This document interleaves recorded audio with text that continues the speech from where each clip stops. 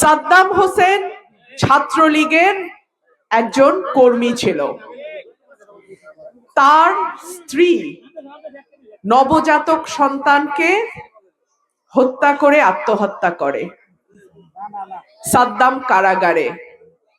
তাকে একদিনের জন্য বের করে আনবে এমন কোনো নেতা ছিল না।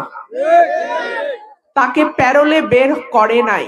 তার স্ত্রী এবং সন্তানের মৃতদেহ কারাগারে গিয়ে সে 5 মিনিটের জন্য দেখতে পেরেছে। যাদের পেছনে সাদ্দামের মতন কর্মীরা গত 15 বছর রাজনীতি করেছে, যাদেরকে সাদ্দামের মতো কর্মীরা নেতা বানিয়েছে, তারা কিন্তু সাদ্দামের পরিবারের খবর নেয় নাই।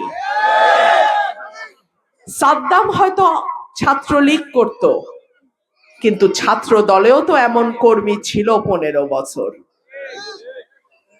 যেই নেতা কর্মীর পরিবারের খবর রাখে না, যেই নেতাকে নেতা বানাইতে গিয়ে কর্মীর দিন শেষে কারাগারে জায়গা হয়, যেই নেতাকে নেতা বানাইতে গিয়ে কর্মীর স্ত্রী সন্তানকে বিষ খেয়ে মরতে হয়, আপনারা কি সেই রকম নেতা চান?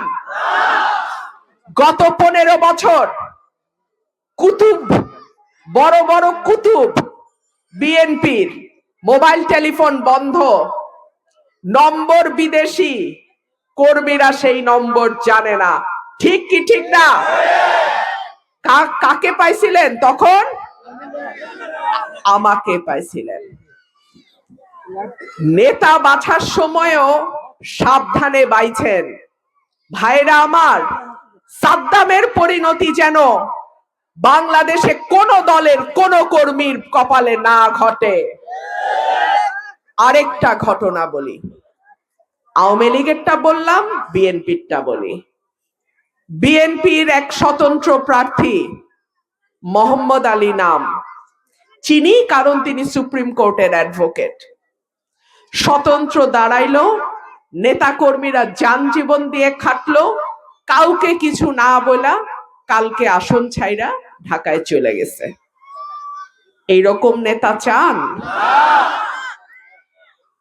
আমার কর্মীর একটা পশম ধরার আগে আমার রক্তের উপর দিয়ে যাইতে হবে।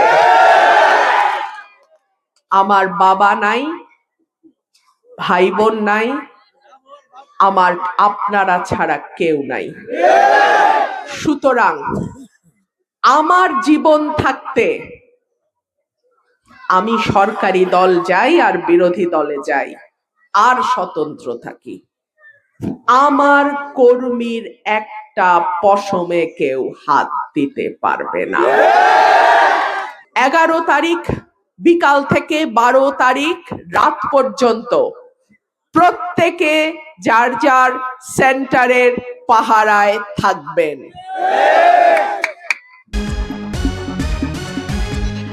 আপনারা দেখছেন অনুসন্ধান নিউজ 24 টিভি।